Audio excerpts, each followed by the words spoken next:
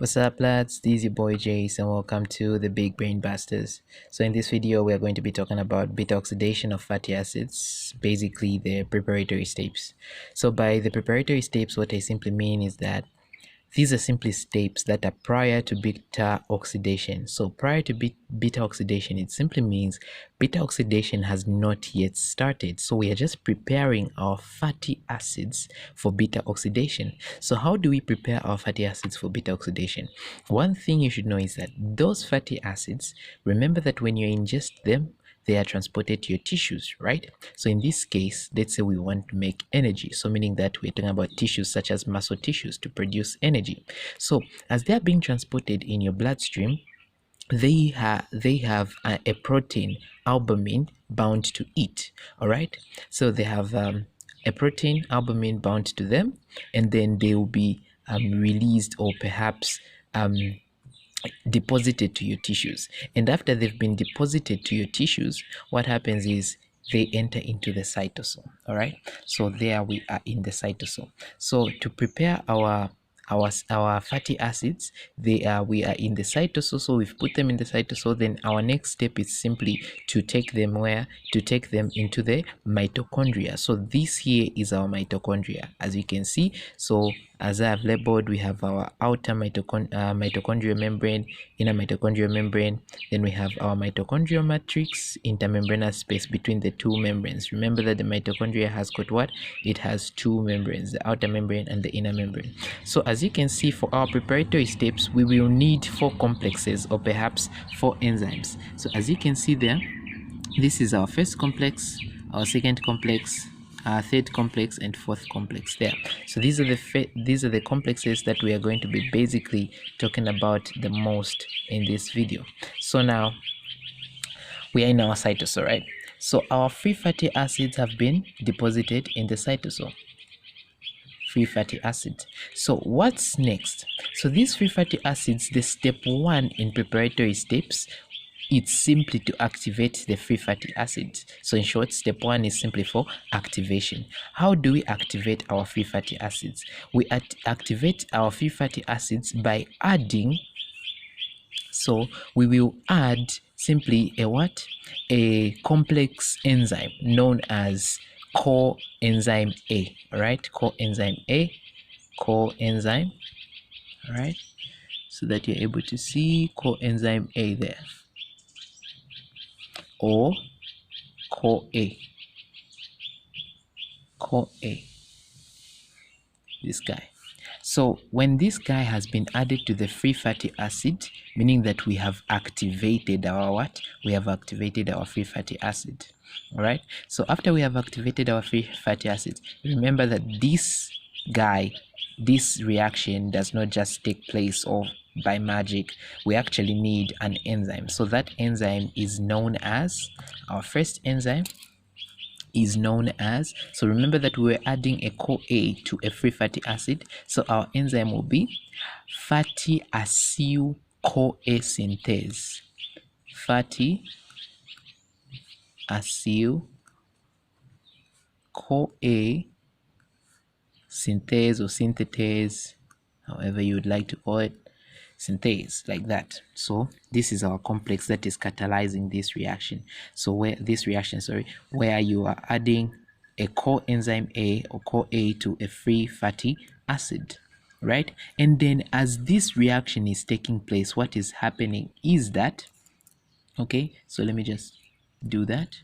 So we are adding what? We are adding, so this reaction, free fatty acid plus a CoA, we are simply forming what? We are forming a fatty acyl CoA. All right, fatty acyl CoA. And then this reaction, actually what happens is that there is utilization of an ATP. All right, so here take note of this step, because this utilization of ATP is actually very important in that we will use this during our calculations for beta oxidation. So take note of this step. So we will use an ATP whereby this ATP will be hydrolyzed and then after it has been hydrolyzed, it will be converted to AMP and a pyrophosphate, an inorganic pyrophosphate, or PPI. So in short, this is a pyrophosphate where we are removing two phosphates or two high energy molecules from an ATP, and then we are only remaining with AMP, which is the adenosine monophosphate, and then we are releasing two inorganic phosphates for energy that is catalyzing this reaction. All right, take note of this. So we've used two high energy molecules because during our calculations we're going to use this. All right, cool. So now that we have our fatty acyl CoA, where we've added a CoA there, what's next? This guy can actually enter into the intermembranous space here. So this is our intermembranous space. So this guy has entered into the intermembranous space. So this is what fatty. So here we have our fatty acyl CoA. All right, so this fatty acyl CoA is now in the intermembranous space. What's next? This fatty acyl CoA cannot enter in the mitochondrial matrix. So since it cannot enter into the mitochondrial matrix, this guy, what happens is we need something that can actually transfer it in here. We need a molecule, a complex that can transfer it in here. So that complex that we need is simply carnitine or carnitine. Yeah, so this guy is what we need for the fatty acid to actually enter into the mitochondrial matrix. So now how will it enter into the mitochondrial matrix? So meaning that we need to react carnitine with fatty acyl CoA, and then when carnitine reacts with fatty acyl CoA, what will form is this carnitine would displace the CoA there. So meaning will form is another thing known as acyl carnitine. All right, acyl carnitine, because we've displaced the CoA, so meaning that carnitine will be there. So meaning it's fatty acyl carnitine. I hope it makes sense. So now what's next? So this reaction is being catalyzed by another complex, which is this guy. So what complex is this? So the complex here, it's simply CAT1, which simply means carnitine acyl transferase 1, because it is transferring a carnitine and displacing it for what? For a CoA. All right, so from our fatty acyl CoA, we've put a carnitine, and now we have acyl carnitine. We have now acyl carnitine and being catalyzed by carnitine acyl transferase 1. Cool. So now that we have our acyl carnitine, it can now be able to be transported into the mitochondrial matrix because we have our carnitine. So how will it be transported into our mitochondrial matrix? We now come to our next complex known as CACT. This is our next complex. So this guy is a translocase. So it is a translocase. So these initials simply mean or stand for carnitine acyl carnitine translocase. So it's like a carnitine acyl and a carnitine, they are being translocated. It's more like a co-transporter, right? Where a carnitine, so this acyl carnitine will be taken into the what?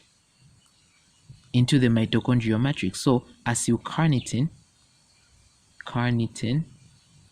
will be taken into the mitochondrial matrix. Then since it is a not co-transporter, but a coupler. Yeah, sorry about that. So it is a coupler, so it is coupling acyl carnitine for what? For carnitine, because it is carnitine acyl carnitine. So it is coupling, so meaning that carnitine will be taken there. So this is carnitine. I hope it makes sense. So you've seen, right? So acyl carnitine taken into the mitochondrial matrix, and then carnitine being taken out. So it is coupling these two, where this guy is entering and this guy is going. So this is being done by this complex. All right, now that we have our acyl carnitine in the mitochondrial matrix, right, where beta oxidation can actually take place. But then since this acyl carnitine had a carnitine there, which is which can actually diffuse into the inner mitochondrial membrane, meaning that it can easily diffuse out, right? So what we don't want is it to diffuse out, because we need it in the mitochondrial matrix here. So what should happen is that we need to add back our CoA, all right, so that to avoid it from going back in here. So what should which complex should that be? So the complex that to add back the CoA there is simply, remember we had cat1, which was carnitine as this was carnitine acyltransferase 1, which was adding a carnitine, but then this time we don't want to add a carnitine, we want to add a CoA. So our complex here will be known as cat2. cat2. So cat2 will actually do what? It will add back a CoA to acylcarnitine. I hope that makes sense. So as you can see, so in short, when we add back a CoA to the acylcarnitine, what will form is, will form back what? Acyl-CoA, or fatty acyl-CoA. So fatty acyl-CoA will be formed back, right? Fatty acyl-CoA will be formed back. And then when it is formed back, meaning that we have displaced a carnitine, right? So meaning that that carnitine will be displaced. So meaning that carnitine has been displaced, and then when that carnitine has been displaced, it can actually be coupled again by this enzyme. So this is the end of our video for preparatory step. The next video we're going to talk about beta oxidation and the steps involved in beta oxidation. Do not forget to check out part 2 of our video. Thank you very much. Shalom, shalom.